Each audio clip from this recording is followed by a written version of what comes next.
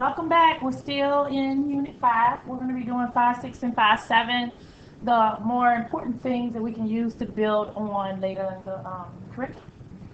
This is 5, 6, and 5, 7 is going to be inequalities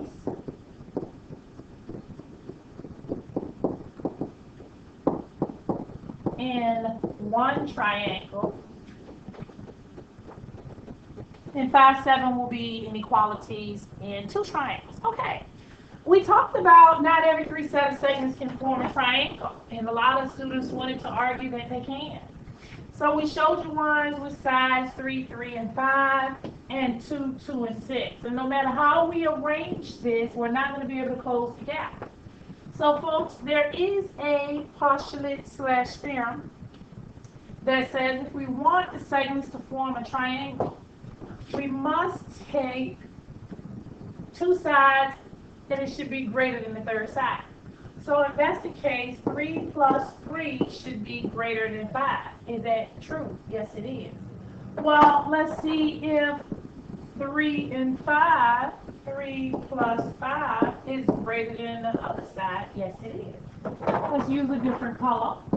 5 and 3 is greater than 3, and it checks out.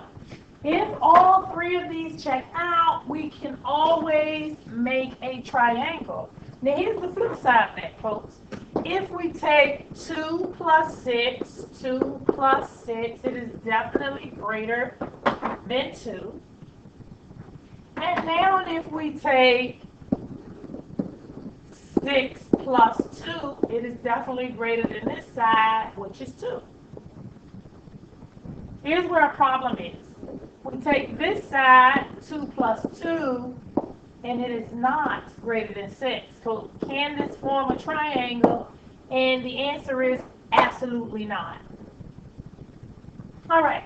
How do we use this triangle inequality theorem? A couple things we can do with the triangle inequality theorem. We're going to work with two sides. Given two sides,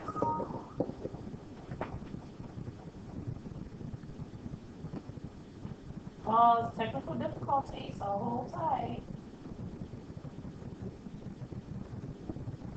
Okay, here we go. Sorry about that. Given two sides, 9 and 4. Okay, 9 and 4. What are possible third sides? Well, I know what 9 and 4 could look like. I can have 9 and 4, and it can look like an acute triangle. I could have 9 and 4, and it could look like an obtuse triangle. I can have 9 and 4, and it could be a right triangle. So there's lots of different possible third sides, and they're not all going to be the same. So we're going to have to come up with a way to figure out what are those possible third sides. So here we go. What we want to do is we want to take the sides that are given and want to add them. So 9 plus 4 is 13. And we want to also subtract those two numbers. And 9 minus 4 is 5. So the possible third side will fall within the interval of 5 to 13. Okay? Notice that this says that 5 must be less than x. And x must be less than 13. So the question is, could the third side be 5? And the answer is no. It needs to be bigger than 5, but less than 13. Let's put it to work. All right, here we go. A couple of ways you can do this. Sorry about the blurriness. You can create an interval. I'll take 7 and 3. 7 and 3 is 10. And 7 minus 3 is 4. So my interval will be from 4 to 10. So what I want to know is, does 8 fit in my interval? And yes, it does. So can these three form a triangle? And the answer is yes. All right, you try this one. I'm going to pick two sides here. 6 and 3 is 9. 6 minus 3 is 3. My interval falls between 3 and 9. And my question to you, does 10 fall between 3 and 9? And the answer is no. All right, let's see what else we can do. This is SOL G5, and basically they want you to be able to order the sides and order the angles in some type of order, usually from least to greatest, for whatever the directions call for. So this says list the angles, underline what the question is asking. List the angles from least, okay? Well, I don't have any information about angles, but we did learn a theorem that said we can find out information about the angles based on the side. So least to greatest, I'm going to look at my smallest number, which is 2.7, and it is across from M. So guess what? The smallest angle is angle M. Let's see what's next. 4.3 is across from L. So it goes from M to L to K. Okay, here we go. This one is list the sides in order from least to greatest. Oh my goodness. What are we doing here? Because what am I looking for first? I'm looking for sides.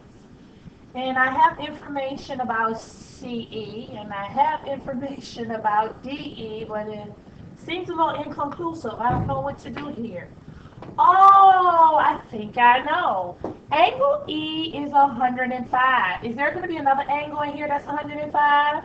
No, only one, because they all add up to 180. So guess what? So the largest side is going to be this side right here, which is CD. It's going to be the largest. So if these sides are X and 3X, then this number has to be bigger than those two. So you know what? I'm going to call it 5X. And it may not even be 5X. But if I had to list the sides in order from least to greatest, I would definitely say side CE is the smallest, represented by X. I would say DE is next, represented by 3X. And CD is the largest, represented by the obtuse angle, which makes it the largest angle, therefore the largest side. All right, here we go. We got a task here. Oh my goodness. We've numbered the angles, and the angles are angle 1, angle 2, angle 3, and angle 4. Always read your directions and read it very carefully, and you want to highlight, underline, star, whatever, to make sure you understand what's being asked. List the what angles in order from greatest to least. Okay, so I'm identifying angles, and I need them in order from greatest to least. Well, they didn't give me any information, so how am I supposed to figure this out? Well, I tell you what, I can definitely say that, okay, so I put up here just a little bit more information about the sides that will help us just a tad. And I'm going to take away some information. Hold on.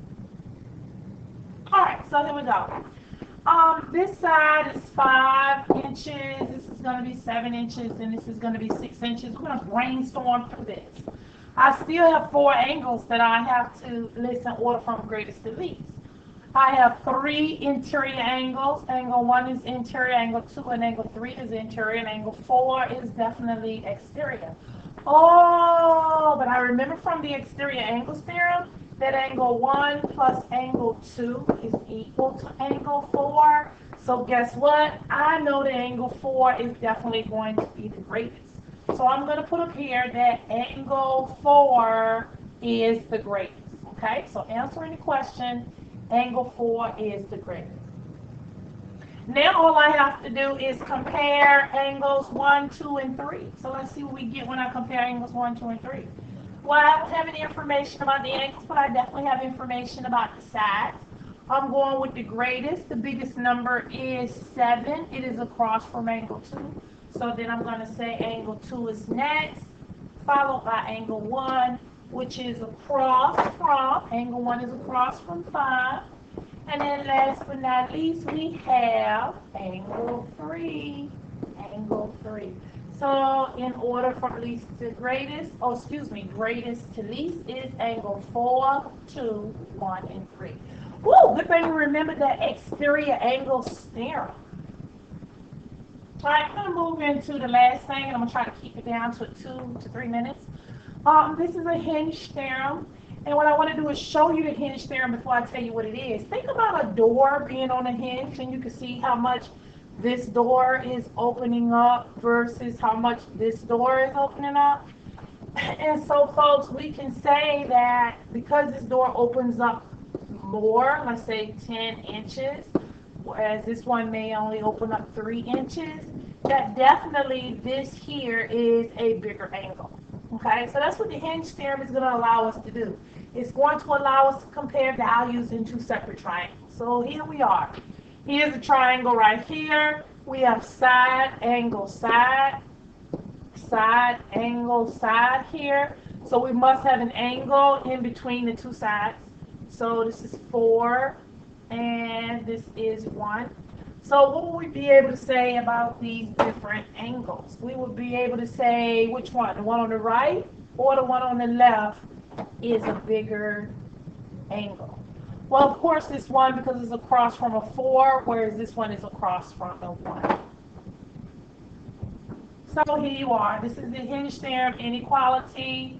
You could compare 2 different shapes of triangles as long as the side angle side. And then we're comparing the side across from the angle to the side across from another angle. So the question is, how do we do this using this little hinge theorem? All right, and so basically what we can see here is we see 15 is across from 60, and 5x minus 20 is across from 10. Since 60 is bigger, we want to set this up as an inequality. 60 is the larger side, so 60 is across from the larger side. 60 is an angle. So if we want that side to remain bigger, we need 60 to be greater than 5x minus 20. So when we simplify it here, we get 16 has to be greater than x. We can do the symmetric property and say that x has to be less than 16. So as long as we keep our values of x to be less than 16, then this side over here will always be less than this side over here. But on the contrary, folks, we also must consider that 5x minus 20, we need that answer to be greater than 0, or we'll get to some negative answer. So we're going to add 20 to both sides. And we come up that x is greater than 4. So here, we need our x values to definitely be greater than 4. And then again, we need them to be less than 16. So as long as our values are between 4 and 16, this side this side right here, RS would always be smaller than RT. All right, let's try one more. I'm going to compare 9 and 7. 9 is bigger, it's across from 90, so we need 90 to be bigger than 3x plus 18. Okay, so we find out that we need 24 is greater than x, and so if we do the symmetric property, we get x